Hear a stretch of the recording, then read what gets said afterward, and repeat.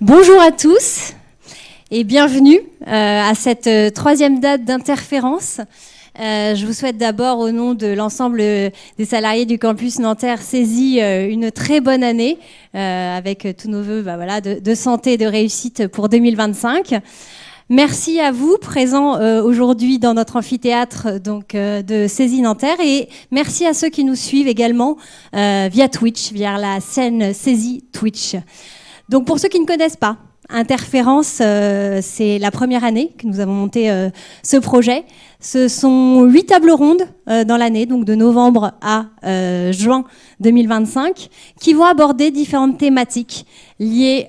Donc on a différents départements de formation dans notre école, et donc on va avoir plutôt 2 thématiques liées un peu plus BTP, 2 thématiques un peu plus système d'information et S3E, 2 thématiques RH Management et 2 thématiques industrie. Mais ça reste des thématiques transverses, évidemment. L'idée, c'est de toucher un public large, un public divers. L'idée, c'est d'avoir des entreprises, des apprenants, des diplômés, ou encore tous nos partenaires qui ont l'habitude de nous suivre dans nos projets et qu'on a grand plaisir à recevoir régulièrement dans nos locaux. On va remercier évidemment l'ensemble des équipes qui participent à ce projet, l'organisation évidemment, les équipes transverses, mais évidemment vous qui nous suivez et les intervenants qui seront là évidemment aujourd'hui. Je laisserai Madame Ledouni rentrer dans le détail tout à l'heure. Donc merci à vous. Donc là, je vais présenter juste, pour ceux qui ne connaissent pas l'ensemble du programme, comme je vous le disais. Donc aujourd'hui, nous allons parler plus BTP, le hors-site, le futur dans la construction durable. Je vais juste préciser, l'interférence, c'est vraiment l'idée d'échange. Donc on l'a pour participer à la fois à un débat, d'échange d'idées entre des professionnels de différents secteurs, mais également échanger avec eux. Donc ceux qui êtes là, évidemment, préparez vos questions. Vous aurez un temps d'échange de 19h15 à 19h30 qui vous sera dédié. Et également, vous qui nous regardez, n'hésitez pas à poser vos questions également. On vous suit et on n'hésitera pas à prendre la parole pour vous et poser vos interrogations. 19h30, ça sera la fin de cet échange, mais pour ceux qui sont là, on continuera la séquence dans une salle à côté, en face à face. Donc, les questions, pour ceux qui sont à la salle, vous lèverez bien la main puisque tout passe par le micro et pour que nos collègues qui nous suivent à travers l'écran puissent suivre également nos échanges. Merci à tous. Et je vais passer la parole à ma collègue, Amel Ledouni, qui prendra la parole sur cette thématique du hors-site. Merci Héloïse. Bonjour à tous, bienvenue. On va faire comme suite. Introduction, on va contextualiser le sujet. On passera après au débat et aux échanges autour d'une table ronde. On passera après, ce sera suivi de vos questions-réponses et on finira pour échanger autour d'un cocktail. Donc je me présente, Amel Ledouni, je suis pilote de la formation master spécialisé construction, master spécialisé des projets de construction en BIM et en hors-site et modulaire. Justement, le BIM a changé le bâtiment, la construction, et aujourd'hui, on pense que ça va encore continuer sur la transformation avec tout ce qui est hors-site et modulaire, le sujet de ce jour. Le contexte mondial commence à changer par une transition énergétique et écologique. Le bâtiment est l'un des secteurs qui est concerné par cette transformation. La raison est qu'on ne peut pas continuer à construire comme on construisait avant. Donc la transformation passe aussi par une nouvelle méthode de construction qui est le hors-site. Qu'est-ce que ça veut dire et que signifie le hors-site? C'est vraiment des méthodes de construction qui changent par rapport au classique, dans le sens où la construction se faisait tout sur le site et aujourd'hui, une bonne partie de cette construction se fait en dehors, dans des usines, où on va construire différentes méthodes en intégrant des méthodes industrielles. Je prends un exemple Lean, je prends un exemple des méthodes automatisées, robotisées, pour construire des modules et des différentes parties de préfabrication pour la construction. Donc, on a transformé des heures qu'on passait sur le chantier en usine. Donc ça va relever des défis éventuellement aussi pour la construction hors site. C'est les sujets sur lesquels on va débattre et on va échanger aujourd'hui avec nos experts. Ça va aussi donner des avantages, des enjeux. On va parler des enjeux, des avantages, des défis, mais qu'est-ce qu'on peut faire aussi sans réglementation et sans normalisation. Donc, sur tous ces sujets-là, on va inviter nos experts pour échanger. Mais avant, j'aimerais bien vous expliquer, permettez-moi de vous illustrer ça autour d'une petite vidéo.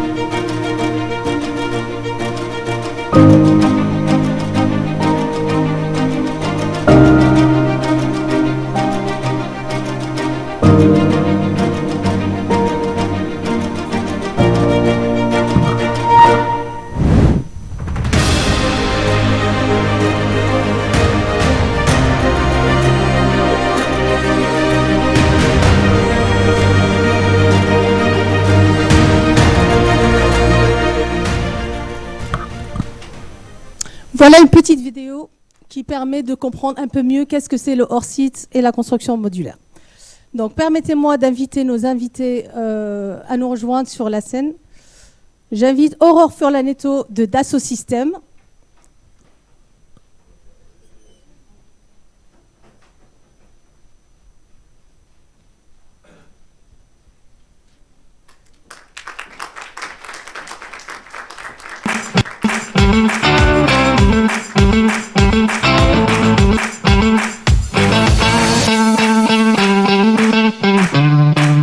J'invite Monsieur David Rosenberg de GS Smart Building.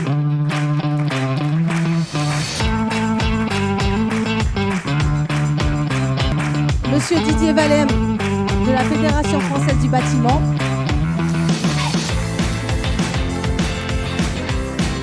Et Monsieur Bertrand de PPU de Bouygues Construction.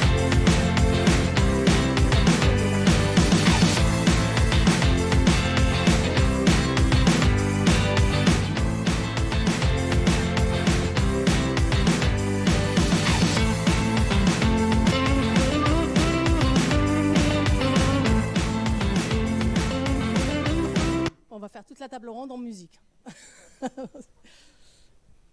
Donc merci à vous d'être parmi nous aujourd'hui. Merci d'échanger et partager votre expertise dans le domaine. Donc on va commencer tout de suite. Un instant. Elle est où ma souris ?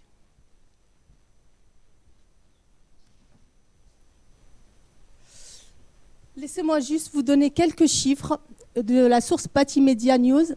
Nous avons une adoption croissante et perspective d'avenir. 44% des professionnels qui ont été interrogés disent qu'ils ont recours au hors-site, à la construction hors-site. Et c'est une augmentation qui continue depuis 2022, donc à raison de 10%. 68% des utilisateurs, des participants aussi qui ont été questionnés, disent qu'ils vont pouvoir recourir dans l'avenir. Cependant, nous avons des freins identifiés, 57% qui estiment que c'est un peu trop cher, la main-d'œuvre, des connaissances aussi qui ne sont pas aussi adaptées sur le hors-site, mais nous avons aussi des avantages. 90% des personnes questionnées, interrogées, disent que ça va réduire du temps, diminuer l'impact environnemental. Donc sur tous ces sujets-là, je vais vous demander, et commencer par M. Rosenberg, quels sont les enjeux. Ok. C'est pour monsieur. Merci. Selon vous, quels sont les enjeux aujourd'hui concernant le hors-site en France ? Alors, bonjour à tous, à toutes et à tous. Merci au CESI pour son invitation à cette table ronde et à ce cycle de conférences. Oui, donc je suis David Rosenberg, je m'occupe du développement territorial institutionnel chez GA Smart Building. Simplement pour que vous compreniez mon propos, vous rappelez que GA Smart Building, c'est un acteur assez ancien, parce qu'on fête cette année nos 150 ans. Le groupe a été fondé en 1875 et on est pionnier et leader de la construction hors site en France, puisqu'on a commencé à avoir nos premières usines dans le courant des années 60. Notre siège est à Toulouse. La première usine est à côté de Toulouse, à la Beige. Et effectivement, on est promoteur, constructeur et industriel. Donc on s'inscrit dans les images que vous avez vues, qui est un film qui a été réalisé par GA, mais pour le compte de l'association Filière Hors Site France, et qu'on met à la disposition de tout le monde. Effectivement, vous êtes sur une bonne lancée. On va continuer les présentations et après, vous allez répondre à mes questions. D'accord, très bien. Donc, ça, c'est mieux. Honneur aux dames. Allez-y, Aurore. Merci. Donc, Aurore Furlaneto, Dassault Systèmes. Chez Dassault Systèmes, j'occupe le poste de business consultante. Je suis en charge aussi du développement stratégique pour l'industrie de la construction, avec un projet de marketplace et un programme pionnier. Dassault Systèmes, donc éditeur de logiciels, on accompagne les industriels avec nos plateformes virtuelles d'expérience à produire des produits nouveaux, à faire des innovations de produits qui répondent aux défis actuels. Et riche de cette expérience, on vient amener un petit peu ce concept aussi dans l'industrie de la construction pour accompagner la construction à faire son industrialisation. Didier Valem, Fédération française du bâtiment. Donc, je suis chef du service construction, recherche et développement.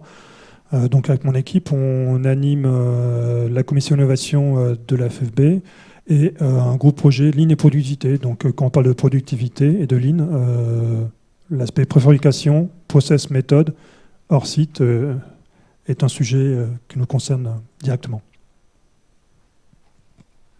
Merci, Bertrand de Peuffiou. Moi, je travaille pour Bouygues Construction. Alors, je ne sais pas si Bouygues Construction, voilà, c'est une grosse entreprise générale de construction.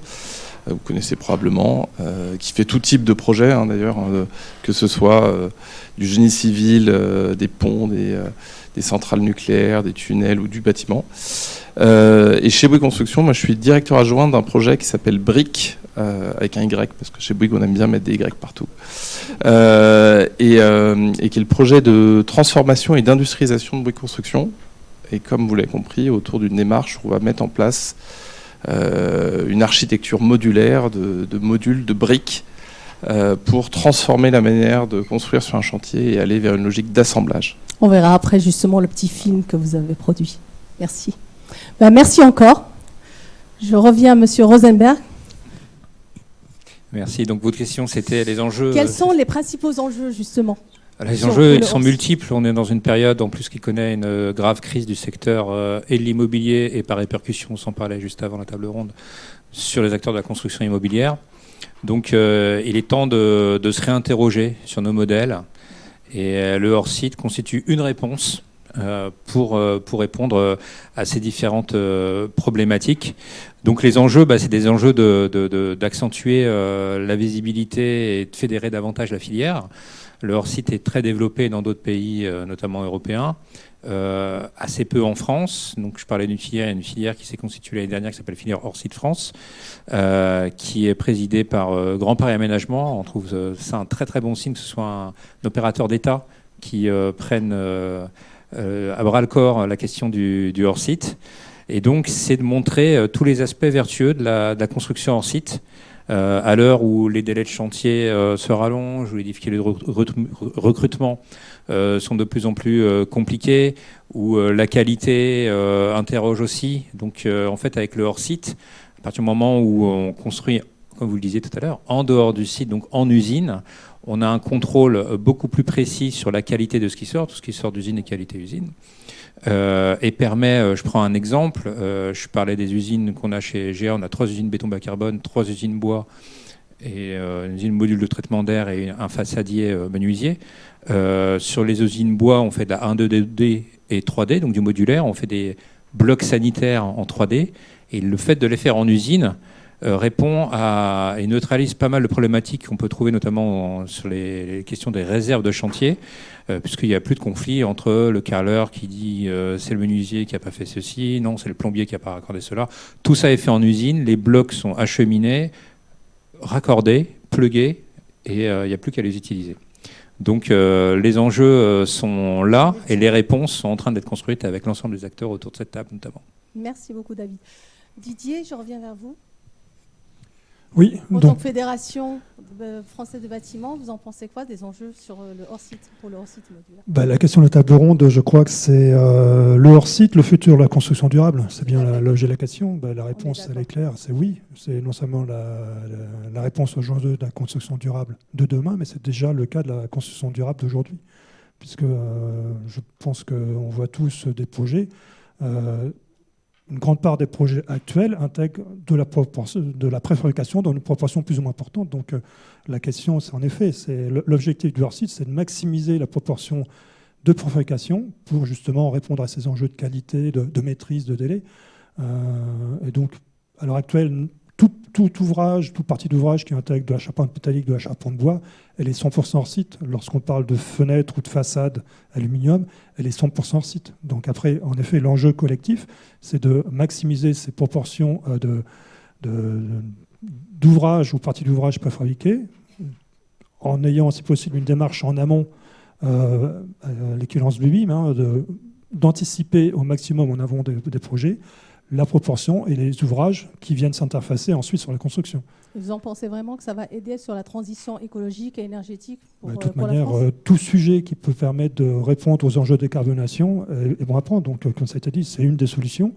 Et la préfabrication, elle est présente sur 100% des projets de construction à l'heure actuelle, ou alors à 99%, mais n'importe quel ouvrage de construction intègre par un film de préfabrication. Donc après, l'enjeu, c'est de maximiser ces ouvrages.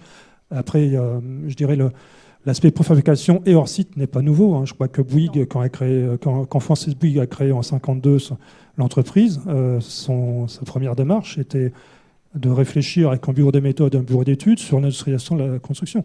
Visiblement, on a eu recours. Ça lui a réussi. Quand Katia a été créée par Dassault Systèmes en 1972 ou dans les années 70, c'était une évolution des outils informatiques. Lorsqu'on regarde la préfabrication post-construction d'après-guerre, Bouygues n'existait pas, Giraudy existait, la FFB existait, mais on a que 100 ans, donc respect aux anciens. Katia, les outils numériques n'existaient pas. Donc, on voit bien que le hors-site et la préfabrication, c'est une évolution des outils, des process, des méthodes, et dans les outils, l'aspect logiciel et numérique, qui explose totalement nos modes de travail. Et le numérique, même si en France, on n'a pas de réglementation BIM par rapport à d'autres produits européens, on voit que le numérique et le BIM est devenu la pratique courante de 100% des entreprises. Après, quand je dis numérique et BIM, en effet, la FFB, on représente 50 000 entreprises de construction, dont 35 000 entreprises artisanales. Donc l'entreprise artisanale, il y en a qui font du BIM et du Lean. Mais disons que le numérique, on commence par le numérique. Après, tout projet de construction maintenant intègre une partie de modélisation. Ce que vous dites, c'est très intéressant parce que la France a eu recours justement hors site juste après-guerre, énormément pour reloger les personnes et tout. Mais qu'est-ce qui s'est passé ? Quelles sont justement les barrières qui ont fait que le hors-site n'a pas vraiment évolué jusqu'à présent? On a encore des freins. Quelles sont les barrières selon vous? Un retour d'expérience. On pourrait dire un retour d'expérience. Après, je dirais, si on fait l'historique du hors-site, donc d'après-guerre, ça a été bien présent.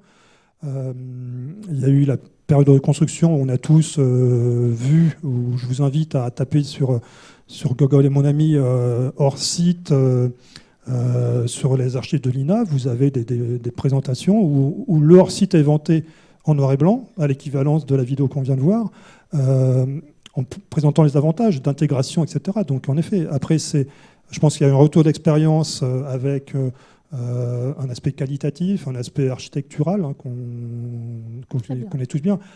J'aimerais bien voir aussi l'avis de la construction, justement, de Bouygues sur pourquoi ne pas avoir une adoption massive justement du hors-site. On va essayer d'y répondre.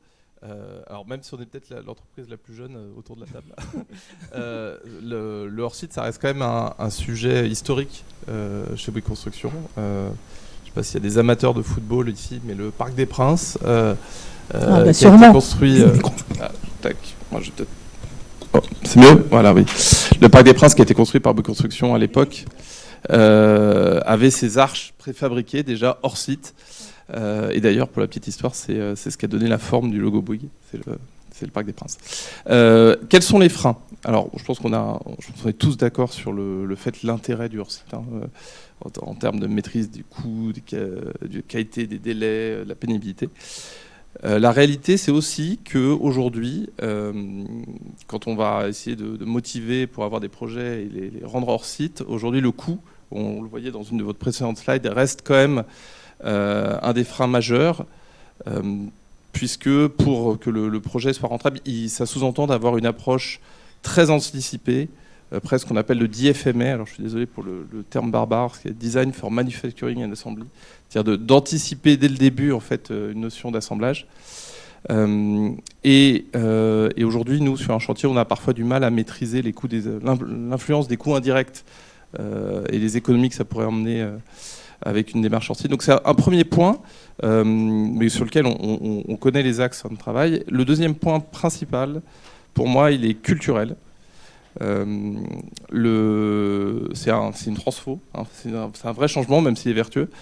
Et il faut bien comprendre que nous, nos équipes travaux, elles ont été biberonnées à l'idée d'être patron de PME. On parle de délégataire de pouvoir sur un chantier, c'est très fort, hein, c'est-à-dire qu'il a la signature. Et donc, ils sont dans une logique d'optimum local. Ils vont optimiser pour leur chantier et ils vont avoir en tout cas, l'entreprise ne se met pas naturellement dans une logique d'optimum globaux, de notion de répétitivité, d'aller créer justement cette massification. Donc, ça fait partie, je pense que pour le hors-site, il y a besoin de beaucoup de change management. C'est pas un gros mot, hein, c'est une transfo, donc il faut l'accompagner. Et c'est pour moi aussi lié à un autre frein qu'on pourrait avoir qui serait plus organisationnel. C'est-à-dire qu'il faut des sponsors, hein, on parle de change management, des sponsors à l'échelle de l'entreprise, mais aussi à l'échelle de la filière. On sait que la filière a besoin de se transformer, d'être supportée. Je pense on a besoin de l'État aussi pour supporter les investissements autour des industriels. Et puis un dernier frein, mais qui est plus un prérequis, c'est que pour faire du hors-site, il faut anticiper. Alors ceux qui font du BIM connaissent probablement la courbe de MacLimy. On parle souvent de cette courbe où on regarde le coût des modifications par rapport à la capacité à apporter des modifs, justement. Et le hors-site, c'est pareil. C'est-à-dire qu'il faut essayer de ramener le travail le plus tôt possible. Donc on a peut-être plus d'investissements à mettre tôt pour gagner beaucoup en aval. On sait que dans le cadre du hors-site, il va falloir anticiper, fiabiliser la conception, il va falloir industrialiser, uniformiser, digitaliser les processus. C'est intéressant qu'Aurore soit là parce qu'on travaille beaucoup, nous, avec Dassault Systèmes, justement pour ça. Structurer la logistique, bien sûr, et puis impliquer tout le monde, toute la supply chain. Alors là, vous avez mis le doigt sur un point très important pour le hors-site, qui est la logistique. La logistique a toute son importance pour le hors-site. Vous en pensez quoi? Je peux que être d'accord. Mais voilà, aujourd'hui, on peut dire on lutte contre le changement climatique, on lutte contre la pollution, on est pour la transition environnementale. Mais est-ce qu'on n'est pas en train de transférer sur un autre secteur les rejets du bâtiment, sur un secteur de logistique? Qu'est-ce que vous en pensez? Sur les chantiers traditionnels, il y a le... Oui, c'est vrai qu'il est faible.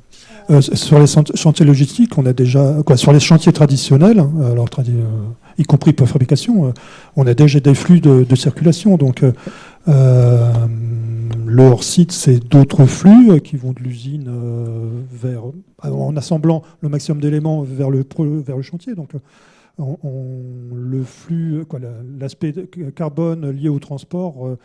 je pense que la vocation, c'est aussi, lorsqu'on parle de sites industrialisés, donc de sites industriels, un atelier, c'est aussi un site industriel, hein, lorsqu'il est bien structuré. Donc, l'aspect bilan carbone de la logistique est normalement amélioré parce que, justement, on a moins d'allers-retours, moins d'acteurs qui sont concernés. Tout est fabriqué, concentré sur le site de production d'assemblage. Vous voulez intervenir? Vous voulez rajouter Oui, quelque chose? oui, effectivement. Alors nous, on a effectivement un bureau des méthodes chez nous qui nous permet d'intervenir notamment sur le gros œuvre, parce que toutes les dalles, poteaux, poutres, éléments structurels du bâtiment qui sont industrialisés. En fait, nous, on standardise tout ce qui est invisible pour répondre justement, neutraliser cet aspect de répétitivité dans ce qui est invisible. Donc ça pose pas de problème. Donc, on respecte tout à fait la signature architecturale, on travaille avec tout le monde. Mais l'idée, c'est effectivement, à travers le hors-site, de pouvoir acheminer l'ensemble des éléments par convoi exceptionnel. Et on estime à 30% le nombre de camions en moins par rapport à du point à point. Donc c'est des flux en moins, c'est de la rapidité d'exécution, donc c'est beaucoup moins d'emprise et d'impact de nuisance de chantier pour les riverains. On peut toujours effectivement aller plus loin, mais on ne prend pas ça sous l'angle de déplacer un problème pour le mettre ailleurs, mais plutôt de cibler les impacts qu'on peut avoir positivement sur la fabrication hors site, son acheminement. On ne fera jamais l'économie d'acheminer sur site, mais en tout cas, on réduit considérablement le flux véhicule par rapport à du traditionnel. Je vous dis à peu près 30% et 95% de flux en moins sur tout ce qui est modulaire. D'accord. Et on ne pourrait pas forcément compter que sur les convois exceptionnels pour le transport des modules. Alors, sur les transports de modules, si, c'est des convois exceptionnels, mais on peut intervenir un peu partout. On a fait notamment une résidence vacances pour MMB Vacances à la montagne, en Savoie, station La Cibelle. Alors, je n'ai pas la time-lapse, là, mais on voit sur la time-lapse la dalle béton et puis les modules, donc amenés par camion. Et on a une centaine de chambres, et l'ensemble a été livré en 12 mois. Donc, on leur a fait gagner une saison. Non, convoi exceptionnel. Donc, il y a les aspects délai, il y a les aspects coûts. Alors, vous évoquiez les aspects de coûts. Là, effectivement, c'est une vraie question, les coûts. Mais les coûts, d'abord, on est souvent en concurrence ensemble. On se retrouve sur les mêmes dossiers avec Bouygues. On arrive à proposer des équations financières qui satisfont les clients. Et donc tout ça appelle effectivement une marge de progression constante, mais va vers le bon sens pour aller vers ce qu'on évoquait, la décarbonation globale de l'immobilier à travers toute cette phase chantier. Oui, je vais peut-être rebondir sur le convoi exceptionnel. Le hors-site, ça n'est pas que le modulaire, c'est pas que du 3D, c'est pas que du modulaire. Dans le hors-site, on inclut aussi, par exemple, panoplie de dosseret de chaudière, ça peut être des éléments préfab béton, comme des escaliers, ça se fait depuis bien longtemps, mais il y a plein d'éléments qui sont inclus dans le hors-site. Et au final, on en revient à la définition du départ, c'est vraiment des objets ou des éléments qui sont préfabriqués en usine et qui peuvent être assemblés sur site. Donc voilà, au niveau de la logistique, on n'est pas que contraint par du convoi exceptionnel, bien sûr. Juste ajouter un élément, effectivement, par rapport aux acheminements, c'est intéressant. Alors là, c'est un angle un peu plus polémique que je prends, vous me pardonnerez. C'est qu'est-ce qu'on met derrière le hors-site, effectivement. Il y a des acteurs... Justement, qu'est-ce qu'on met derrière le hors-site ? Je prends des exemples exprès un peu extrêmes, mais c'est pas parce qu'on fabrique un panneau préfabriqué au fin fond de l'Europe de l'Est qu'on est vertueux au niveau du hors-site. Vous avez 2000 km de camions qui déglinguent votre bilan carbone à l'arrivée. Donc c'est un peu ce qu'on avait dans le film, c'est comment rapprocher aussi les sites de production des sites de chantier. Donc ça, c'est un aspect important. C'est une très bonne transition à ma prochaine question. Ah ben voilà. Allez-y. Avant de parler de Microfactory, parce que je pense que c'est ça qui est derrière l'idée. Ce qui est intéressant, alors nous on est un peu moins gênés par je pense qu'on a des modules peut-être plus petits. On arrive relativement à être toujours dans du gabarit routier standard maintenant. Ce qui est intéressant, c'est que typiquement les normes, on va dire, autour du développement durable nous font évoluer et font évoluer la logistique. On parle beaucoup des ZFE, enfin de zones de faible émission mobilité en centre-ville. Et ça a amené, et il faut le voir plutôt comme des challenges qui amènent à repenser la logistique. Nous, typiquement, quand vous allez dans le centre de Paris, ou à Paris, quand vous voyez des panneaux Bouygues Construction, généralement, c'est une filiale qui s'appelle Rénovation Privée. C'est principalement cette filiale qui travaille à Paris et donc qui étant sur la rénovation et du centre-ville, s'est posé ces questions rapidement. Et on a mis en place des centres de consolidation, des points d'étape un peu de logistique. On en a un notamment à Fleury-Mérogis, et qui est finalement une plateforme de stockage déporté. Et c'est ce genre de réponses qui peuvent être une manière de repenser un peu la logistique dans les centres-villes, d'avoir des points de stockage intermédiaires, peut-être des micro-factories, on va en parler, mais qui permettent d'avoir des flux plus maîtrisés et plus vertueux. Et je ne peux que souscrire avec ce que vous disiez sur l'Europe de l'Est. Très bien. Donc, ce qui m'amène à ma prochaine question. Comment le concept de micro-factory pourrait compléter ou concurrencer les approches modulaires ?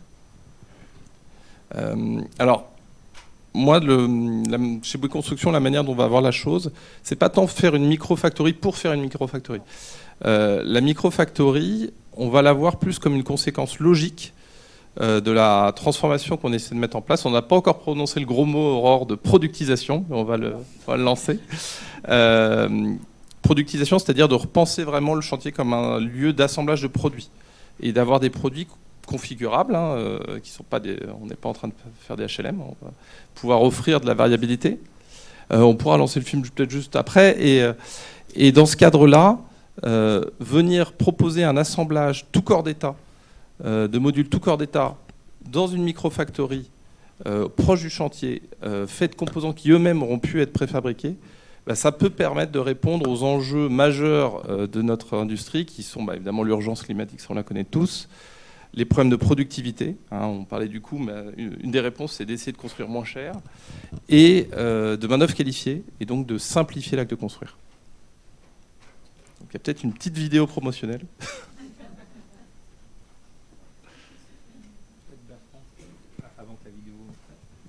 Avant que la vidéo se lance. Sur les coûts, oui, on doit tous effectivement trouver des meilleures solutions pour baisser les coûts. Il y a un autre aspect vertueux du hors-site, c'est le délai de livraison. Je prends l'exemple du logement. À partir du moment, aujourd'hui en logement, en moyenne, on livre rien en dessous de 30 mois. Nous, en construction hors-site, en logement, on arrive à 16-17 mois. Donc à partir du moment où vous livrez plus vite, vous rentrez plus vite dans vos murs. Donc si vous avez un crédit relais, c'est un impact en termes assurantiels, en termes bancaires, et on a estimé entre 10 et 12% d'économie par rapport à l'acquisition d'un logement construit de façon traditionnelle. Donc voir l'ensemble de l'équation sur plus large que simplement le coût de construction, même si on doit bien sûr collectivement y travailler, c'est intéressant d'avoir cette vue un petit peu macro qui impacte l'économie d'un projet. J'ai peut-être un petit exemple là-dessus qui est assez parlant en termes d'intérêt du hors-site. On a gagné, nous, il y a quelques années, un contrat cadre pour fabriquer construire plutôt, des casernes. Donc ce contrat cadre avec l'armée qui s'appelait UNIC. On vient de gagner d'ailleurs la deuxième série. UNIC, c'était construire 70 casernes un peu partout en France. On a adopté une logique vraiment de hors-site poussée un peu à l'extrême, notamment sur le gros œuvre. Et c'est intéressant d'avoir ça dans l'ordre de grandeur. Alors une caserne, c'est assez simple. C'est à 3 étages et tout. Mais on montait le gros œuvre en 2 mois. Alors, en ayant une logique totalement hors site. Et puis après, le chantier était court. On avait 2 ans, mais, 1 an. Mais voilà, ça ouvre de nouvelles voies de repenser la manière dont on construit. Nous le savons. Pour vous, sur un chantier, tout ne se passe pas toujours exactement comme prévu. Parfois, la logistique ne suit pas et les matériaux se font attendre. Les problèmes d'incompréhension nous réservent souvent de belles surprises. Et ce qui a été fait doit alors être défait. Il n'est pas toujours facile d'obtenir un plan mis à jour quand on en a vraiment besoin. En plus, le fait de fabriquer certains éléments ou de transformer la matière sur le chantier est souvent pénible. Cela génère des déchets et augmente les risques d'accident. C'est pour toutes ces raisons que nous avons créé Brick, une toute nouvelle façon de construire et on vous prévient, c'est une vraie révolution au service du chantier. Le chantier se décompose désormais comme une somme d'éléments tout corps d'état. Résultat, le chantier devient un lieu d'assemblage où il y a moins de transformation de matière. Chacun peut se concentrer sur son expertise et vous perdez moins de temps à transporter, à déplacer, à adapter.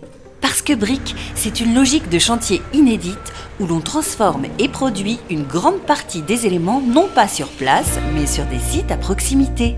La force de Brick, c'est aussi la plateforme 3D Experience, un outil digital collaboratif puissant. Cette maquette numérique du bâtiment sert d'interface entre les intervenants et actualise quotidiennement les modifications de plans, les plannings, le calcul de la marge, le plan logistique. Les plans mis à jour sont maintenant disponibles à tout moment. Place maintenant un véritable balai logistique réglé au millimètre.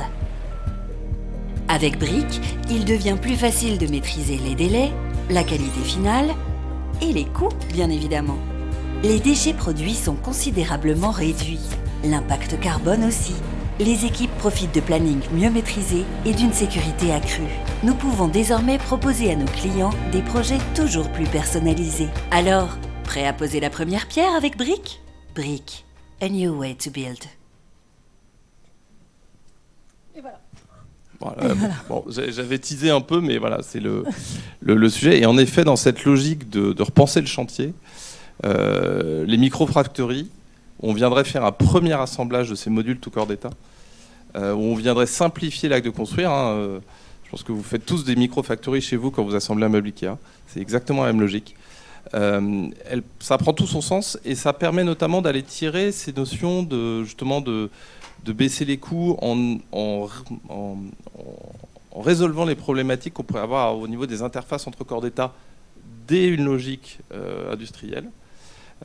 En ayant une capacité peut-être d'investir un peu moins, puisqu'une microfactory, ça n'a pas besoin d'être une usine extrêmement sophistiquée, ça peut commencer presque dès, alors je suis un peu extrême, mais mettre 2 barnums, avoir des ateliers un peu organisés à côté du chantier, ça peut être le début d'une microfactory. Typiquement, nous, il y a quelques mois, on a assemblé des gaines techniques préfa dans un chantier à Angers. Il y avait 2 compagnons qui n'étaient pas experts. Il y en a un qui était plombier, mais l'autre c'est un ancien garagiste.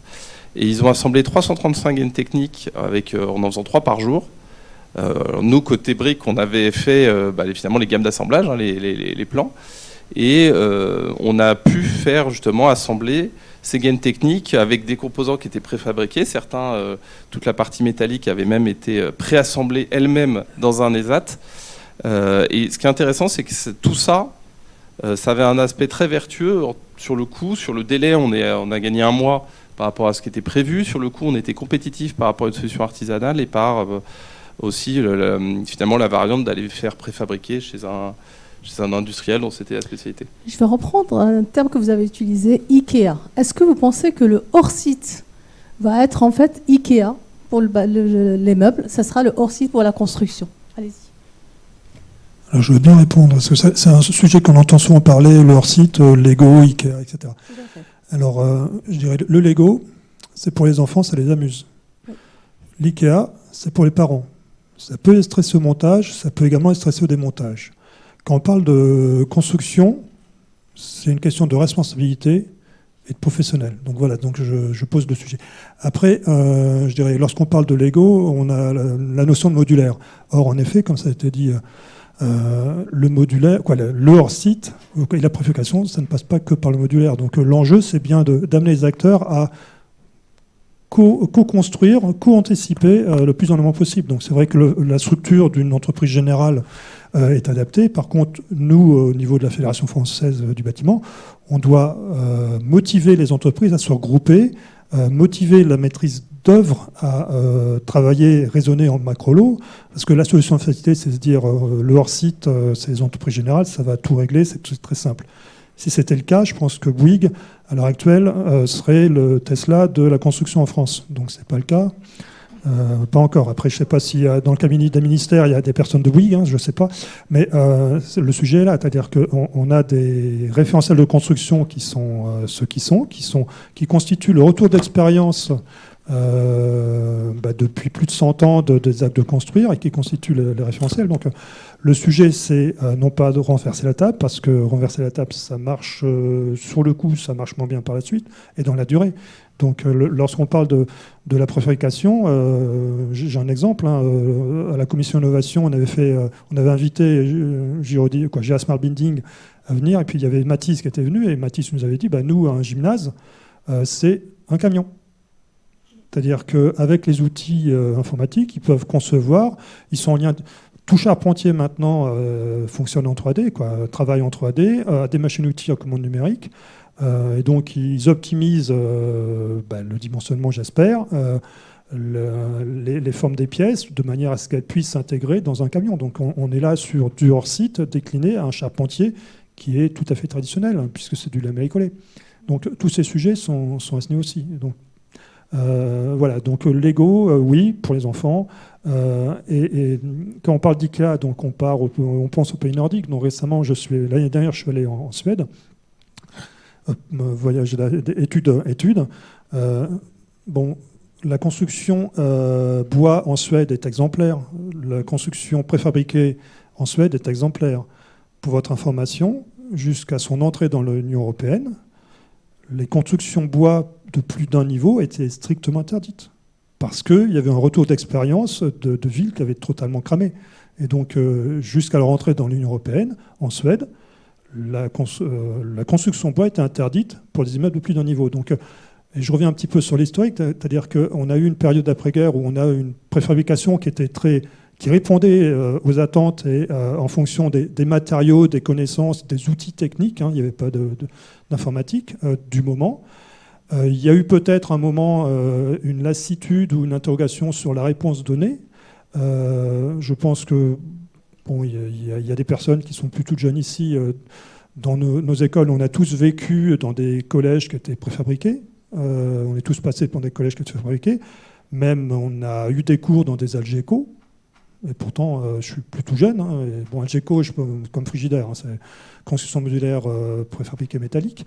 C'est une réponse donnée. Donc, ces sujets-là. Par contre, après, la question de changement de dogme pour l'aspect construction, on avait un exemple de construction préfabriquée qui était les lycées Pailleron. On a eu un gros sinistre qui a remis en cause totalement la construction métallique sur des bâtiments collectifs. Donc, et le bois, on a ces réflexions réglementaires, ces évolutions réglementaires qui sont sur l'incendie, sur la sismique, etc. Donc les réponses techniques, elles sont agrégées sur la conception.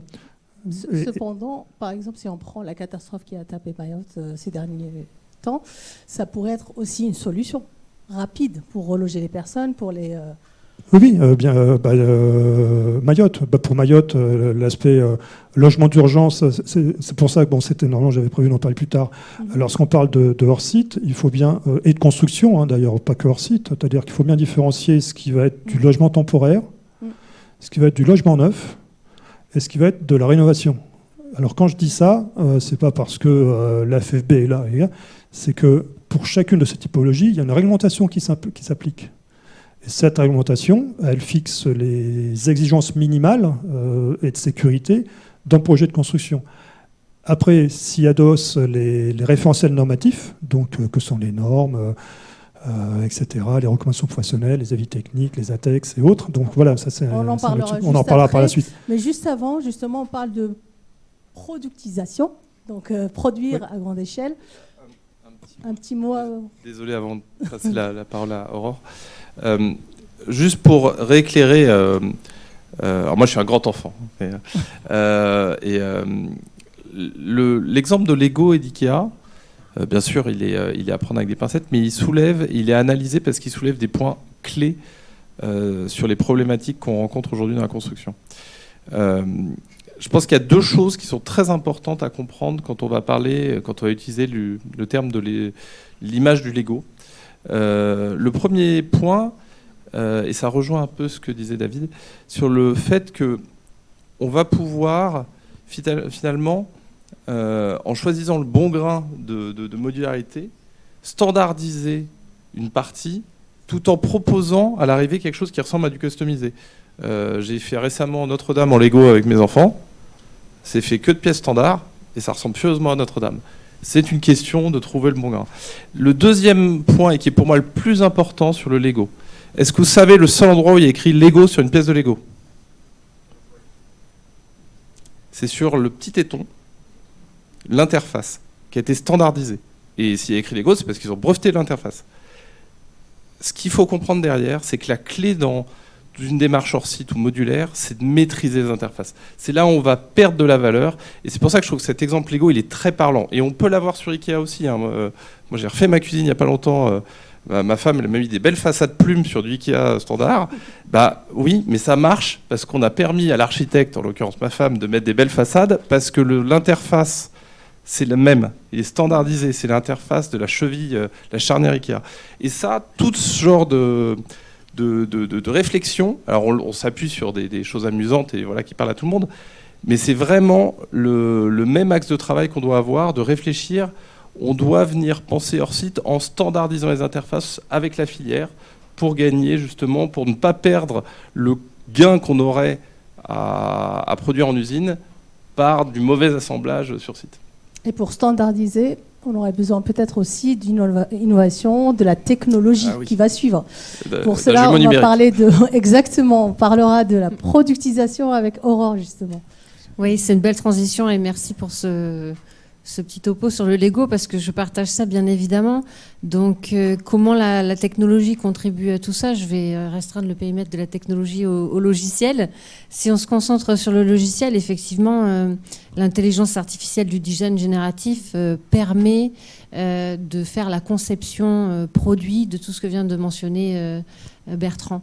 Et effectivement, on regarde quel découpage du bâtiment et quels sont les éléments sur lesquels on va se concentrer, mais surtout, on est capable de justement venir définir la variabilité de chacun des produits, de définir les interfaces en contexte, donc avec le jumeau numérique, de savoir justement cet élément du bâtiment ou ce sous-ensemble du bâtiment, il sera en contact de quels autres éléments, de manière à anticiper et appréhender ces gestions d'interface qui sont clés effectivement sur le chantier, puisque c'est là que aujourd'hui il y a des couacs. Donc faire du préfabriqué sans prendre en considération cette notion d'interface, ça mènerait pas grand-chose, ou en tout cas ça serait pas aussi efficace et ça n'amènerait pas autant à la productivité que si on prend en compte les notions d'interface. Le logiciel, la technologie, l'innovation et l'aide des logiciels dans la construction et dans cette standardisation dans le hors-site, c'est pas que au niveau du design et de la conception, c'est aussi au niveau des usines, bien sûr. Donc tout ce qui est optimisation des chaînes de production, des flux, la collaboration. On voyait dans la petite vidéo effectivement tous ces échanges de plans. Donc c'est tout ce qui est notion d'assemblage, de plans à jour, dernière version, etc. Évidemment, mais essentiellement, quand on parle de la productisation, on se recentre sur le design génératif et sur le fait qu'on puisse arriver à gérer correctement les interfaces. In fine, c'est l'objectif. Et là, le jumeau numérique, on ne l'utilise pas juste pour l'exploitation maintenance, mais bien en amont, et on le génère dès la conception. C'est ça qui va avoir en fait une plus-value et une valeur ajoutée hors site, justement. Tout à fait. Et là, j'amène une mesure aussi, et je ferai un parallèle entre un bâtiment full hors site ou le modulaire, et c'est la même chose pour le logiciel. C'est-à-dire qu'on peut avoir modélisé le jumeau numérique d'une partie du bâtiment. On n'est pas obligé, pour être efficace et augmenter la productivité sur un chantier, de générer la totalité du jumeau numérique. Parfois, on se concentre sur certains éléments, sur certains sous-ensembles du bâtiment, sur lequel on aura le plus de valeur ajoutée à créer un jumeau numérique. On part pas de zéro, en tout cas, c'est l'esprit de l'approche de productisation, c'est-à-dire qu'on vient créer, hors cycle d'un projet déjà, des briques de construction virtuelle, donc ces fameuses, on va dire, briques qui contiennent le design génératif, qui permettent, une fois qu'on a associé toutes les données inhérentes à l'élément, qui sont des données de savoir-faire métier, des données de réglementation, etc. Une fois qu'on a créé ces briques de construction virtuelle hors cycle d'un projet, ça peut être un plancher en CLT, ça peut être des gaines palières, ça peut être des façades ossature bois, on est capable de venir instancier ces briques de construction virtuelle sur n'importe quel projet, sur n'importe quelle maquette de projet. Donc, pas obligatoirement jumeau numérique, ça ne veut pas dire tout le bâtiment. Au même titre que le hors-site, c'est pas forcément tout le bâtiment non plus. Oui. Et c'est pas forcément que du modulaire. C'est-à-dire que de l'hybride. oui, et je reboucle justement avec la question qui avait été posée au départ et faire un petit peu un constat de pourquoi le hors-site est en train de décoller maintenant et pourquoi il n'a pas décollé avant. Je rajouterai à ce qu'ont dit mes camarades 2 points. Le premier, c'est peut-être parce que effectivement on avait vu le hors-site, ou en tout cas la production standardisée, comme étant une production totale. C'est-à-dire qu'on a produit ces fameuses maisons qui étaient standards, qui étaient toutes les mêmes, et je pense que ça a un peu dégoûté quelque part, parce que on leur a donné le surnom de boîte à chaussures. Voilà, ça correspondait pas aux attentes qui sont que oui, certes, on fait des logements, voilà, mais c'était pas pérenne en ce sens. Aujourd'hui, on est capable de mieux appréhender le bâtiment dans une mixité de matériaux, de hors-site et de traditionnel, ce qui fait que je pense qu'on aura beaucoup plus de succès, et je rejoins vraiment Bertrand sur ce qu'il a dit par rapport au Lego et au fait que même avec une standardisation de produits, on est capable de sortir quelque chose qui est complètement personnalisé, donc ça c'est très important. Et j'avais un deuxième point, mais du coup il m'est sorti de la tête, je sais plus ce que c'est. Comment? J'avais un deuxième point par rapport à l'historique sur le hors-site, mais ça me revient pas tout de suite. Ça reviendra après. Allez-y. Je compléterai, alors c'est peut-être le deuxième point, mais ce qu'il faut bien voir, c'est qu'on est dans une, je l'ai dit au début, c'est l'enjeu de décarbonation, il est incontournable à l'heure actuelle. Et donc l'enjeu de décarbonation, il oblige à repenser bien sûr les méthodes, les process, et optimiser, mais surtout à optimiser et choisir les bons matériaux au bon endroit, au bon moment.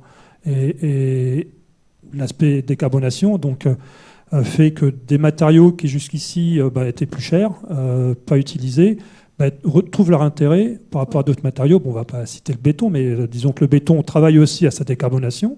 Et il est utile pour tout projet de construction, parce que jusqu'ici, les fondations, il faut quand même les faire. Mais c'est cette association et l'évolution des matériaux qu'on utilise qui sont de plus en plus d'inspiration filière sèche, permettent d'une part d'avoir des ouvrages qui sont plus légers. Donc, s'ils sont plus légers, ils sont plus facilement transportables et manipulables en bout de grue et autres. Donc c'est toute cette démarche qui, avec l'évolution des outils, mais ça je le répète sans arrêt, parce que l'importance de l'évolution numérique, c'est aussi de poser entre tous les acteurs la logistique du flux d'informations. Et donc si on partage la logistique du flux d'informations le plus en amont possible, ça permet de la maîtriser jusqu'au flux logistique de l'usine, de l'atelier, de l'entrepôt et du site de production. Donc c'est ces éléments. Donc c'est évolution des matériaux, c'est-à-dire que oui, de plus en plus de matériaux biosourcés, surtout que lorsqu'on parle de biosourcés, y compris pour l'isolation, donc de pouvoir, si possible, anticiper la mise en œuvre en atelier de matériaux qui sont sensibles à l'eau et les protéger pendant la phase de transport et mise en œuvre, ça permet d'utiliser plus facilement des matériaux qui seraient délicats à mettre en œuvre sur site. Donc voilà, c'est toutes ces notions qui amènent en effet à l'évolution des méthodes et déploiement d'une préfabrication, alors qu'on appelle hors site ou construction préfabriquée, mais anticiper le plus en amont ces assemblages de matériaux qui peuvent se faire aussi sur des ateliers d'assemblage forains à proximité immédiate du chantier. On avait à l'époque les prédales foraines, c'était pas parce qu'on tirait la queue du Mickey qu'on avait une prédale, c'est que les prédales étaient fabriquées sur le site de production. Donc maintenant les prédales, j'espère qu'elles sont livrées, mais c'est aussi repenser à ces méthodes foraines d'assemblage ou proximité. Après, il faut en effet que le process, le produit ou matériau soit adapté. Si je reviens aux différentes barrières, et à ce que vous avez cité justement, monsieur Bertrand, tout à l'heure, c'est culturel. Aujourd'hui, quels sont les enjeux sociaux par rapport au site? Alors, j'avais un truc que je voulais dire sur vous voulez compléter ce qu'a dit monsieur? J'aurais voulu compléter, après je vous répondrai, il n'y a aucun problème. C'est important de comprendre, on a parlé de jumeaux numériques, alors c'est un terme un peu barbare, ça ne parle pas forcément. Ça vous parle, le jumeau numérique? Je pense que oui. Certains d'entre vous connaissent bien le BIM, puisque c'était le nom de votre master. Et c'est important de comprendre aussi quelle est la subtilité qu'on peut mettre entre les deux. Pourquoi je parle de ça? Nous, chez Bouygues Construction, le BIM est extrêmement développé en conception et rend de nombreux services. C'est même plus un débat. Aujourd'hui, l'intérêt du BIM en conception, c'est prouvé, ça apporte énormément. En revanche, vous allez voir une population de travaux, vous leur demandez si ça leur sert, je pense qu'il faut... La réponse sera peut-être pas polie. Il n'a pas encore... Et le BIM, aujourd'hui, ne passe pas la porte du chantier. Tout à fait. Alors, on s'est posé la question aussi, pourquoi ? Et la réponse, elle vient aussi dans le fait qu'aujourd'hui, ce qu'on propose comme vue du chantier à un conducteur travaux, c'est la vue de conception. Forcément, c'est logique, lui, ça ne lui parle pas. Et l'intérêt d'un jumeau numérique, ça va être de porter les différentes vues d'un projet. Typiquement, quand vous creusez un peu le sujet d'ingénierie système comme ça, on va rentrer dans une idée où tout système peut avoir différentes vues. Et si je prends la porte qui est là-bas, cette porte là-bas, si je suis architecte, j'ai une vue, on va dire, fonctionnelle, enfin même opérationnelle, je veux dire, c'est un moyen de connecter deux espaces. C'est logique. Si je suis bureau d'études de structure, c'était mon premier métier, moi quand je vois cette porte, je vois surtout le mur en béton, peut-être pas un mur en béton, mais je vois le mur en béton et je réfléchis que j'ai un linteau à calculer, parce que j'ai une ouverture, j'ai une vue fonctionnelle, la vue du quoi. Et si on est conducteur de travaux, là on va se dire ce mur en béton c'est bien gentil mais il faut que je le coule avec un cycle. Et puis parce qu'il y a une porte, il y a un interrupteur et donc il y a des choses à l'électricité incorporée dedans. Et toutes ces vues, ça c'est une vue organique, toutes ces vues elles sont légitimes. En revanche elles ne peuvent pas être portées par le même objet, enfin par la même géométrie j'entends. Si on prend l'exemple, il y a peut-être des poutres dans ce plafond, l'architecte, vu qu'elle ne dépasse pas du faux plafond, elle n'existe pas pour lui. Voilà, donc il faut qu'on sache porter ces différentes vues métiers. Et le jumeau numérique est un moyen justement d'arriver à faire ça. Et c'est pour ça que nous, alors vous avez bien compris qu'avec Aurore, on travaille souvent ensemble puisqu'il y a un partenariat entre Bouygues Construction et Dassault Systèmes. Et le choix de Bouygues Construction a été de s'associer à Dassault Systèmes sur la partie qui n'était pas traitée en conception. Conception, désolé Aurore, on continuera probablement de travailler avec Autodesk et compagnie.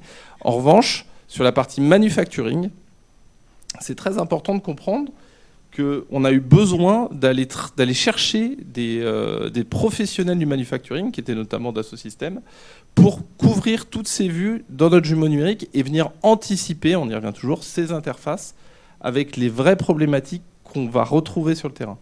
Et ça, c'est une révolution et c'est une vraie transformation. Et le jumeau numérique est indispensable pour ça. Voilà, je suis désolé, c'est une parenthèse un peu longue, mais c'était intéressant parce que on a souvent la question de dire ok, c'est quoi la différence avec le BIM ? C'est pas opposé, mais c'est une vue, on va dire, plus manufacturing et plus globale. C'est peut-être pour ça aussi que ça décolle maintenant, c'est parce que le BIM, c'est un peu démocratisé, on va dire, dans toutes les entreprises, et ça aide à cette révolution. C'est clairement un accélérateur. Il a complètement contribué à l'évolution et à la révolution du hors-site. Alors, vous m'aviez posé une question. Oui, quels sont les enjeux sociaux ? Parce que c'est vrai que les personnes qui travaillent sur le chantier voient peut-être comme le hors-site comme une menace. Alors, ça pourrait. Ça pourrait, ça peut aussi être vu comme une opportunité. Je pense que tout le monde connaît, et là, je pense la FFB en premier, les problèmes de pénurie de main-d'œuvre qualifiée qu'on rencontre en France et plus largement un peu partout. Et donc, il y a un enjeu à venir simplifier l'acte de construire. Je vous parlais de l'exemple de Mégane Technique à Angers qu'on a pu faire assembler par quelqu'un qui était un ancien garagiste. Ça fait partie aussi, c'est un des enjeux RSE, c'est très fort, de venir simplifier l'acte de construire, d'ouvrir, d'aller vers plus de polyvalence. On a des démarches comme ça. Moi, j'étais assez marqué. J'ai visité l'usine de TH, la technologie Habitat, qui est un de nos partenaires, et qui ont clairement des notions d'accompagnement de ces ouvriers pour les ouvrir à de plus en plus de compétences. Donc c'est presque comme des jeux vidéo, ils ont des points, des compétences. Il y a une vraie approche RSE de la capitalisation du savoir-faire. Et je trouve que justement dans une usine, on a ça qui transparaît. Et d'une manière générale, venir capitaliser le savoir-faire, le pérenniser, mieux le partager, à l'aide du numérique, qui permet de passer à l'échelle.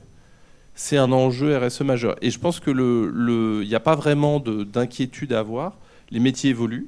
Probablement qu'un chef d'équipe va avoir plus de responsabilités. Probablement qu'un conducteur de travaux va monter aussi d'un cran. C'est un mécanisme qui est plutôt vertueux.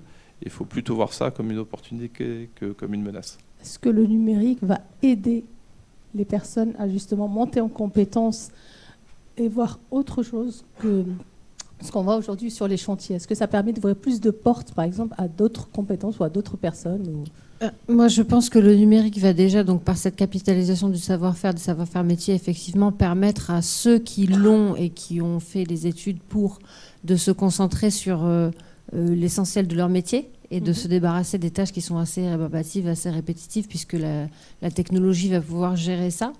Et puis, l'approche par la productisation va permettre aussi le transfert de compétences. C'est-à-dire qu'on va pouvoir permettre à des gens qui n'étaient pas dans le bâtiment d'utiliser les compétences qu'ils ont dans un autre domaine.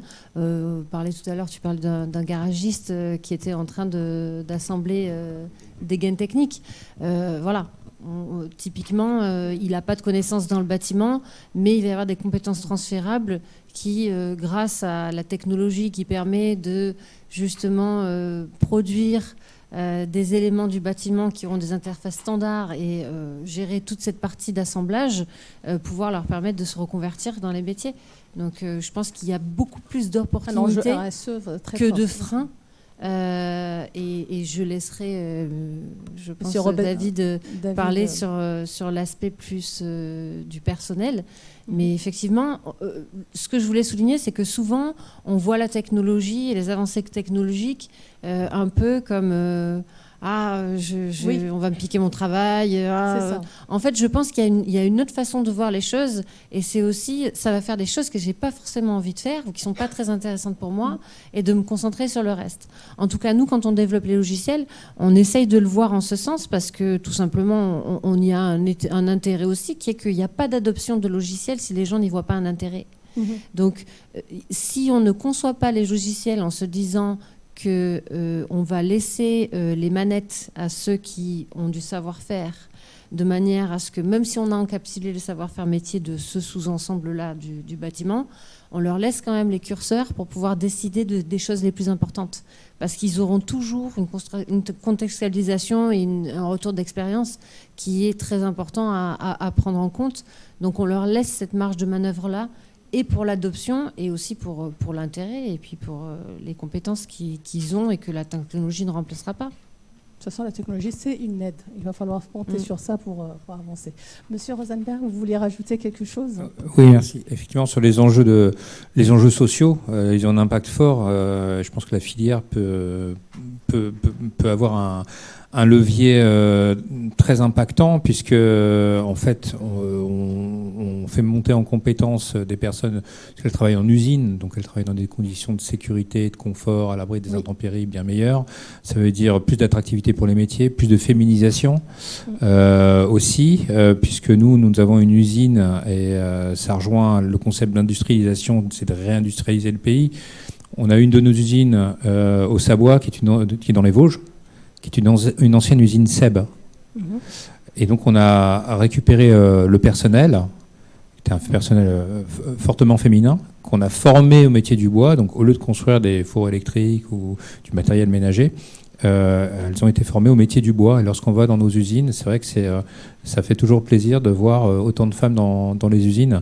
Donc il y a un vrai impact fort sur l'attractivité de ces métiers, sur l'écosystème local aussi, puisque c'est l'ensemble des filières qui alimentent, je pense aux scieries, je pense aussi aux filières, on a parlé de bois, mais il y a aussi les filières de la paille, du chanvre, donc il y a toute une économie locale qui est impactée, et ça, en termes social, c'est un enjeu effectivement très fort.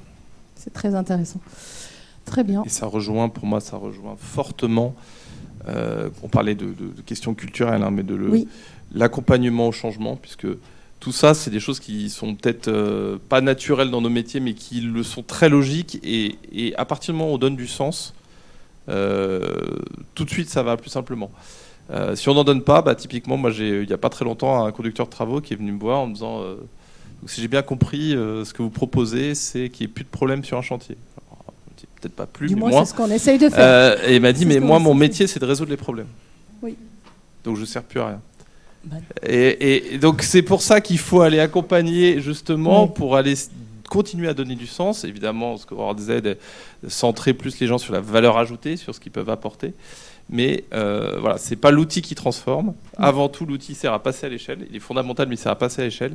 Et avant tout, il y a de l'accompagnement et donner du sens à la démarche et répondre en répondant aux enjeux majeurs que par le développement durable, de gains de productivité, de gains RSE, on contribue à donner du sens. Tout à fait. Je suis aussi d'avis parce que sur le site, avec les conditions climatiques, avec les conditions des chantiers qui sont très compliquées, très dures, on minimise aussi, on maîtrise la sécurité des salariés dans une usine. Ça reste quand même un enjeu majeur, c'est la sécurité des salariés sur les chantiers.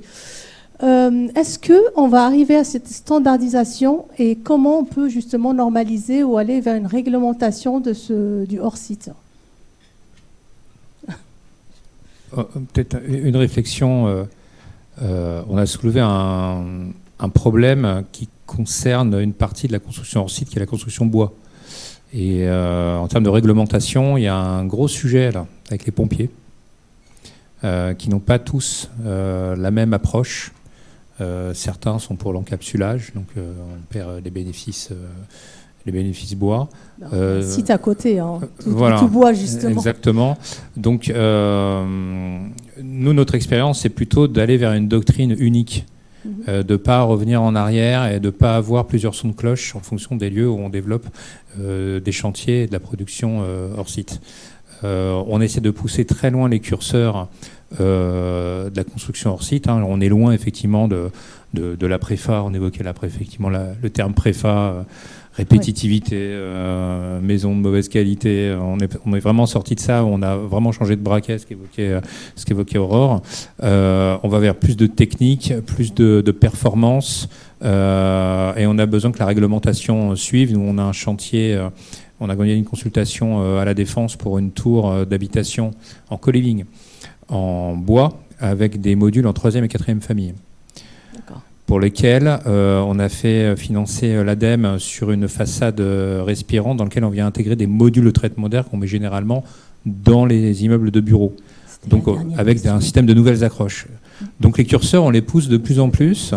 Et il faut qu'on soit au clair vis-à-vis de la réglementation, notamment la réglementation bois, tous les acteurs de la filière, pour savoir dans quelle direction on va, de manière à sécuriser aussi notre approche hors site sur ces produits. D'accord. Monsieur Valem, peut-être Alors, puisqu'on parle de réglementation, j'ai une sèche, donc s'il y a des profs, évitez de me dénoncer au proviseur. Lorsqu'on parle de hors-site, donc le terme préfabrication vient assez. Donc, dans le CCH, Code de construction et de l'urbanisme, le terme préfabrication est défini. Je le cite. Donc, la préfabrication, 2 points, la conception et la réalisation d'un ouvrage à partir d'éléments préfabriqués qui font indissociablement corps avec les ouvrages de viabilité, de fondation, d'ossature, de clos et de couverts du bâtiment et peuvent intégrer l'isolation, je respire, et les réserves pour les réseaux divers qui sont produits sur un site qui peut être soit une usine ou un atelier, soit une installation temporaire jouxtant le chantier et qui sont assemblés, installés et mis en œuvre sur le chantier. Voilà, c'est assez long. C'est préfabrication 2 points. Donc, lorsqu'on parle d'orientation, y a-t-il besoin de dire hors site, 2 points, démarche visant à maximiser la proportion de préfabrication sur des projets de construction. Voilà, c'est une proposition que je jette. Donc voilà. Et lorsqu'on parle de réglementation, donc, alors je suis dans une école, donc je vais... Une petite question piège. Interro surprise. Quels sont ceux dans la salle qui ont déjà lu une fois la revue semestrielle de l'agence qualité et construction? Bon, alors, agence qualité et construction, donc la revue semestrielle, c'est l'ouvrage dans lequel sont publiés de manière semestrielle la liste, non mais tout zéro à la sortie, la liste des recommandations professionnelles acceptées par l'assureur, ainsi que la liste des familles d'avis techniques qui sont mises en observation. Donc quand je dis ça, bon, c'est bien, je balance ma science et je suis satisfait. Ça veut dire que lorsqu'on parle de construction, et c'est là que je reviens Lego, Ikea et puis préfabrication, on est dans un contexte réglementaire, d'une part, contexte contractuel, parce que lorsqu'on parle d'assurance, c'est une relation contractuelle de l'acteur de la construction avec son assureur, bon, qui dépend d'une réglementation. Donc, c'est tous ces sujets qui sont importants. Donc, faut-il une réglementation hors site ? Je laisse le pouvoir public en juger l'opportunité, mais qui dit réglementation dit les obligations qui y sont associées. Or, y a-t-il besoin, tout comme le BIM, hein, le BIM est un outil. En France, on a eu le parti pris de ne pas avoir de réglementation sur l'usage du BIM. Ben, ça marche bien, hein, parce que c'est un outil, et l'outil qui répond à l'usage. Alors, on peut avoir une réflexion de se dire, mais si on veut encore améliorer l'usage de cet outil, à quel moment on peut raisonner sur l'alimentation ? Bon, l'Angleterre, en 2016, a tiré les premiers. Hein. Bon, ils ont pondu une obligation sur les projets, sur le marché public. En France, ça n'a pas été le cas, et je pense que à l'heure actuelle, il n'y a pas de marché économique n'est pas le même non plus. Où la structuration n'est pas la même, et les projets de construction, il y a une porte, des fenêtres, des murs, etc. C'est dans le même principe. En France, on n'a pas cette réglementation, et pourtant, il n'y a pas de projet de marché public qui n'intègre pas un minimum de démarches collaboratives autour d'une maquette numérique. Et la maquette numérique, comme ça a été très bien dit, alors que ce soit un jumeau numérique ou pas, c'est répondre à l'usage. C'est-à-dire que c'est un peu l'erreur qu'on a fait en France au niveau du lancement du plan BIM, c'est de dire le BIM, super, la porte, vous l'enlevez, ça toque. Mais la question, c'est et l'usage. L'usage, il est là, c'est-à-dire qu'entre tous les acteurs. Donc ça se développe, mais on a toujours quand même une petite difficulté lorsqu'on parle de numérique et de BIM. Il y a la conception, c'est clair. Après, il y a une phase opérationnelle chantier. Et puis, il faut aussi qu'il y ait une demande et attente du maître d'ouvrage. C'est-à-dire que sur beaucoup de projets, le maître d'ouvrage n'a pas d'attente de jumeaux numériques pour son exploitation. Parce que si je suis promoteur, mon objectif, c'est de vendre.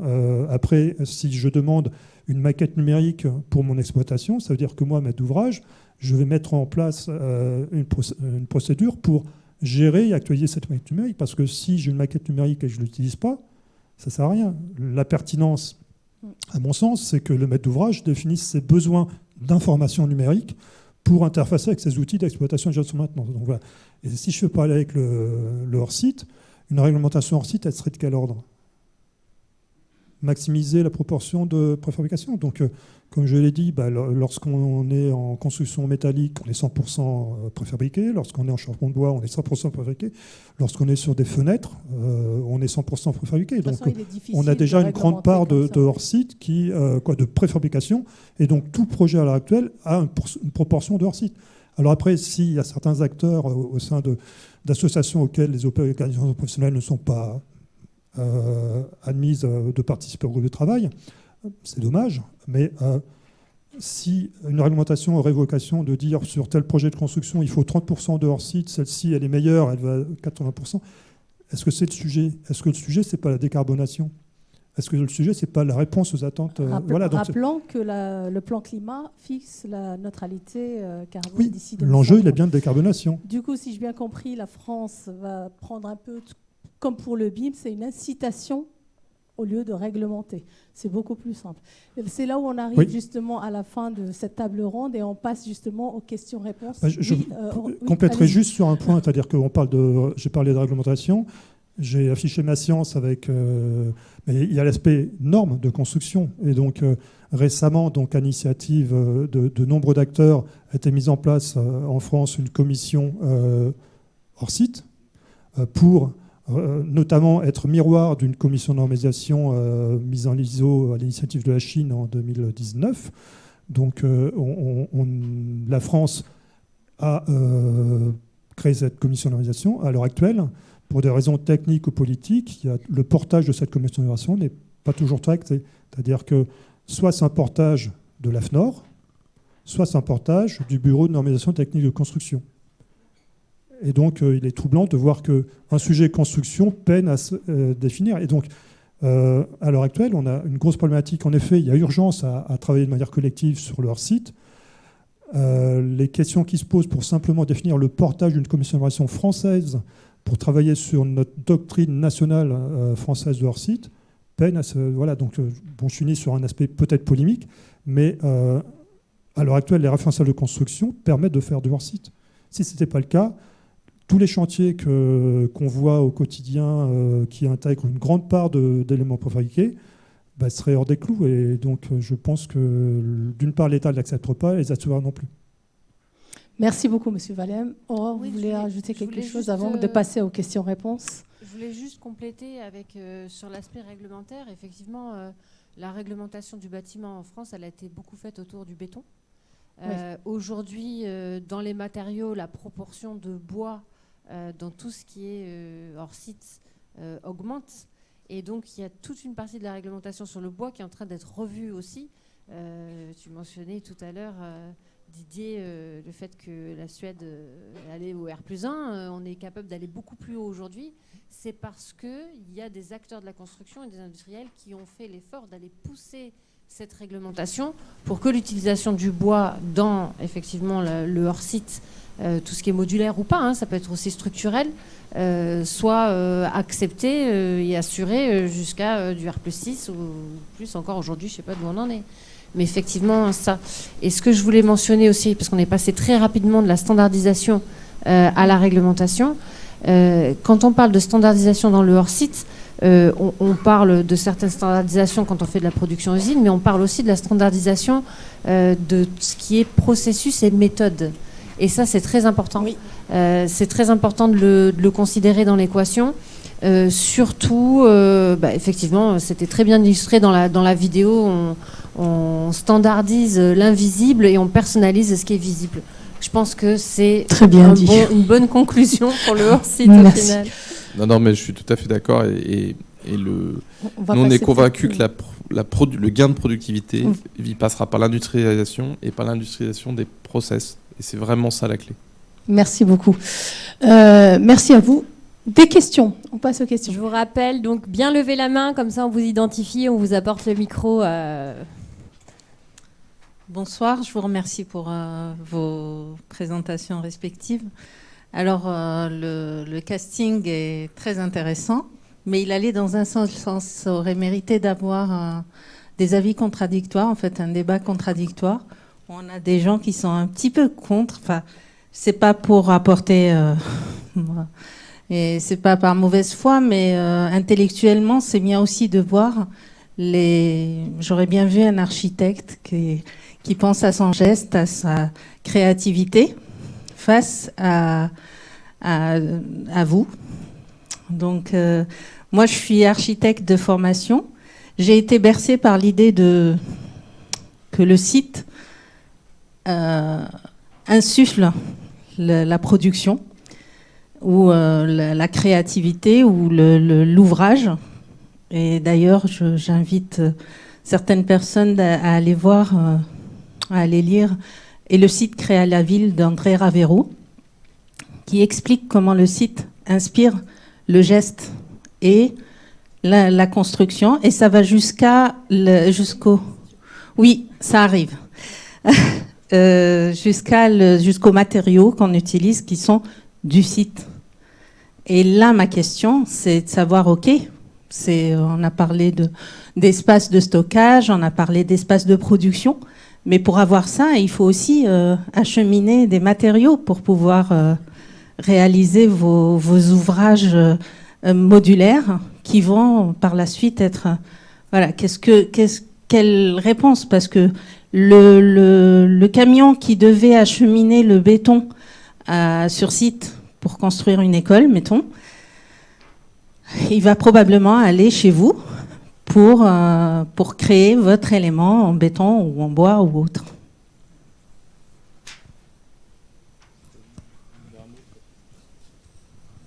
C'est plus effectivement, votre remarque est très intéressante parce qu'en fait, elle donne à voir un peu l'évolution de la perception du hors-site. Et je pense très intéressant que l'Ordre national des architectes se soit membre fondateur de l'association Filière Hors-site France, parce qu'ils ont pris la mesure effectivement de ce tournant et voyaient au début le hors-site il y a quelques années plutôt comme une contrainte. qui pouvaient contraindre un peu le geste architectural. Alors moi je parle que pour GA Smart Building, mais je pense que c'est le cas de beaucoup d'acteurs.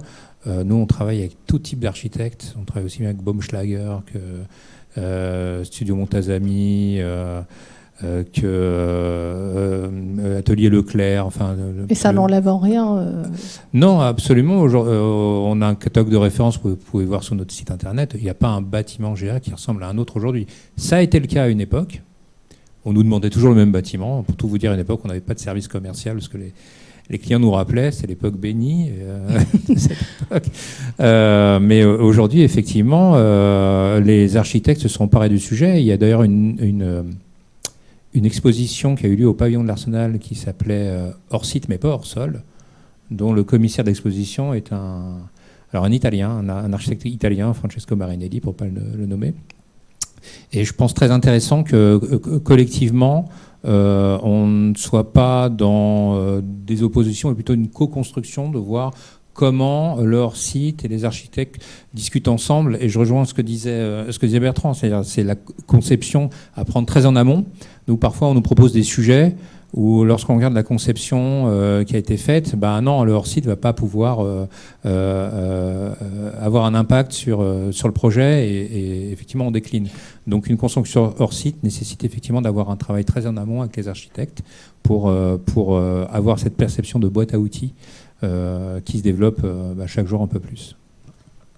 Et pour compléter, effectivement, on voit l'intérêt des architectes, je le vois sur une évolution ne serait-ce que de 3-4 ans.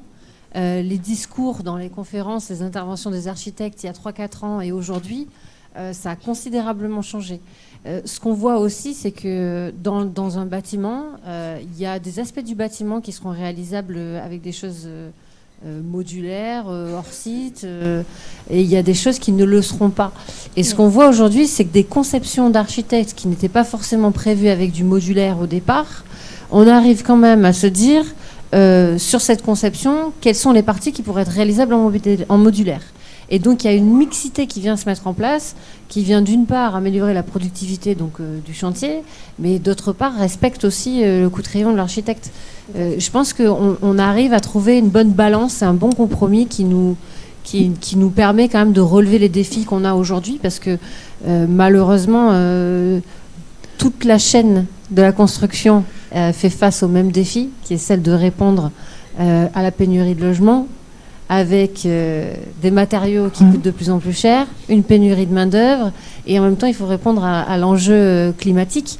Donc là, tout le monde est dans le même bateau, j'ai envie de dire, et c'est une solution qu'on a trouvée ensemble, le hors-site, ou la mixité aussi, avec le hors-site, sans prendre des parties. Tout à fait. On a une autre question. Voilà. Bonsoir à tous. Alors moi j'ai une question qui s'adresse à Monsieur Valem. C'est surtout pour quelle est moi j'ai une crainte pour les petites PME. Finalement ça viendrait, alors c'est plutôt un avis critique, qui pour moi sur leur activité, effectivement on a des grands groupes qui sont présents et qui font de belles choses encore une fois, mais ces petites PME, quelles sont leurs réactions auprès de la fédération ? Les petites PME, il y a toujours des projets. Disons que, ça a été dit, leur site, c'est une réponse. Donc, avec une tendance à aller vers l'industriel. Bon, après, je dirais un enjeu lorsqu'on parle d'industriel, c'est un marché. C'est-à-dire que si je crée une usine et que derrière, je n'ai pas de flux, mon usine, elle dure 6 mois. Donc, c'est l'enjeu d'adapter l'outil de production aux demandes de terrain. Donc, je pourrais prendre l'exemple de la Chine. La Chine, réglementairement parlant, décision centrale, obligation 30% de hors-site sur les constructions neuves. Bon, très bien, sauf que s'il y a un marché de logement qui est bien planté à l'heure actuelle, c'est bien la Chine. Et donc, les marchés de construction, je l'ai dit, il y a le neuf, différents types de neuf, parce qu'on n'a pas parlé de la maison individuelle, mais c'est aussi des projets à taille humaine qui peuvent être industrialisés, oui, sauf que, disons qu'à l'heure actuelle, le marché il est tellement en difficulté que malgré la loi Elan en 2018 qui a assoupli, disons que les échéanciers de paiement pour les différentes phases de projet et a renforcé, a pris en compte un aspect préfabrication, c'est-à-dire qu'il y avait le secteur de la maison individuelle de construction bois qui disait mais pour les individuels, on est en difficulté de part de nos tarifs et si on industrialise, on reste plus cher. Donc, mais il faut qu'on puisse, comme on préfabrique en atelier, il faut qu'on ait un échéance de paiement qui nous permette de soulager notre trésorerie. Donc la loi Elan a adapté cet élément. À l'heure actuelle, bon, le marché de la maison individuelle est très très bas, dangereusement bas, mais la proportion de maisons bois n'a pas évolué. Donc le sujet, c'est pas nécessairement le coût, c'est pas nécessairement le budget, c'est les attentes du terrain. Si je crée un site de production et que j'ai un super projet de 300 logements, etc., c'est bien. Sauf que lorsqu'on parle de logistique, c'est que l'outil industriel, lorsque j'ai fini ce projet dans lequel j'ai fait tourner mon site industriel en 2.8 et qu'à la fin du projet, j'ai pas suffisamment de demande pour faire tourner, donc je retourne en journée normale, voire une partie de l'effectif en chômage technique. Donc c'est aussi ça, quand on parle d'industrialisation de la construction, donc c'est sûr que c'est un vœu très important, un souhait de l'État de réindustrialiser la construction, réindustrialiser la France et la construction entre autres, pour construire mieux, plus vite et moins cher. Après, on le voit à l'heure actuelle, il y a une réalité économique du marché de la construction. Il y a des secteurs où, en effet, la construction préfabriquée et hors site a une réponse technique. Il reste quand même, je peux vous rassurer, encore pour quelque temps, une grande part de marché qui sera accessible, je dirais, dans des organisations traditionnelles qui mettent en œuvre de la préfabrication, comme je l'ai dit, qui associeront le geste de l'architecte créatif. On ne va pas remettre tout le débat, mais on a une question via Twitch, donc c'est peut-être la dernière question. Bonsoir. Donc, question de la part d'une personne qui est en train de regarder. Bonjour, la construction hors site demande-t-elle le reskilling des personnes dans le secteur? Et si c'est le cas, est-ce une réflexion déjà entamée, voire des actions déjà prévues et faites? Moi, j'ai presque une réponse à donner. On est à saisie. Il y a des formations sur le hors site et modulaire, mais je vous laisse la parole. J'ai un exemple de reskilling, c'est sur chantier. Le groupe GCC, donc une belle ETI, structuration très régionale, ont entamé l'année dernière la formation complémentaire de l'ensemble de leurs collaborateurs de chantier qui savent poser des éléments préfa, qui savent poser du prémur, et ils les ont formés à poser du panneau façade d'ossature bois ou du modulaire. Donc le reskilling, oui, il s'inscrit dans l'évolution des pratiques et des métiers. Après, qu'il faille cibler le modulaire, oui, si besoin. Mais une entreprise, je ne suis pas certain que GCC a ciblé dans sa formation le modulaire. Il a ciblé les ouvrages préfabriqués qu'il est à mettre en œuvre et l'évolution de la nature de ces produits et des matériaux ad hoc. De toute façon, les écoles aujourd'hui répondent aux besoins des entreprises et c'est la raison pour laquelle on a créé justement ce master spécialisé pour le hors-site et modulaire pour répondre à ce besoin grandissant des entreprises. Donc, merci beaucoup. On va s'arrêter là pour la question. Est-ce qu'il y a une autre pour les questions présentielles, on va finir autour d'un cocktail. Est-ce qu'il y a une dernière question peut-être via Twitch? Non, c'est bon. Donc, je vais passer la parole à Héloïse, mais on va continuer la discussion, les échanges autour d'un cocktail à côté. En tout cas, merci beaucoup. Merci pour votre présence. Je remercie encore les participants, Aurore, David, Didier, Bertrand, pour leur échange et leur expertise. Merci beaucoup. Je laisse la parole à Héloïse. Merci donc pour votre participation, à ceux qui nous suivaient, au présentiel évidemment. Vous avez compris ce cycle de tables rondes, d'échanges, de partage sur des thématiques spécifiques mais à la fois vulgarisées et ouvertes à tous. C'est l'occasion d'ouvrir son réseau, c'est l'occasion de rencontrer de nouvelles personnes, que ce soit pour les apprenants mais également pour les professionnels. N'hésitez pas à consulter donc l'ensemble de notre programme annuel disponible sur le site CESI, mais également les replays des anciennes interférences, donc vous retrouverez sur le site également. Les prochaines fois, si vous ne pouvez pas vous déplacer, évidemment, suivez ces tables rondes sur Twitch. Et nous vous retrouverons donc le mois prochain, donc mardi 18 février 2025, sur une thématique plus industrielle autour de la ville productive, comment réintégrer l'industrie en milieu urbain. Donc merci encore à tous, bonne année une dernière fois pour 2025 et au mois prochain. Merci Amel et l'ensemble des équipes et évidemment les intervenants de ce jour. On se retrouve juste à côté pour les personnes en présentiel. Merci à vous.